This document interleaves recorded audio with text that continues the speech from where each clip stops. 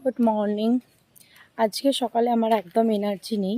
যেই এনার্জি নিয়ে ভেবেছিলাম আমি 6:30 7টায় উঠবো, কিন্তু এখন আমার সেই এনার্জিটার কিছুই নেই।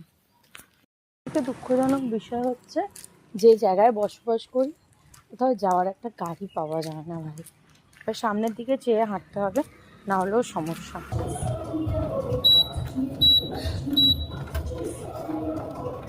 জিম শেষ হয়ে গেছে, এবার বাড়ির উদ্দেশ্যে রওনা দিচ্ছে। আজকে একটুখানি বাজারে ঢুকতে হবে, সবজিপাতি নেওয়ার আছে, তার জন্য।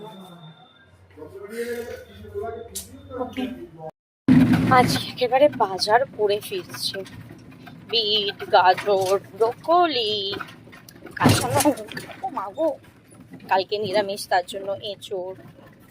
দেন আর কি নিলাম, লেবু, কাঁচকলা, ভাজা খাবো, সমস্ত কিছু আনাজপত্র নিয়ে ফিরছি। আর তার সাথে মাছের ডিম, যেটা এখন পাওয়া যায় না, খুব কম পরিমাণে পাওয়া যায়। জাস্ট আমি মাছের ডিম আর মাছের তেল নেওয়ার জন্য ঢুকেছিলাম। মাছের ডিমটা দেখতে পেলাম, মাছের তেলটা পাইনি। হ্যাঁ, এক জায়গায় অবশ্যই দেখতে পেয়েছিলাম ঠিকই, কিন্তু সেখানে মাছের তেলটা সেই মাছি মাছি মাছি মাছি যেন আমার দিকে ঠিক ভক্তি হলো না, তার জন্য নিলাম না। বাট মাছের ডিমটা খুব সুন্দর পেয়েছি।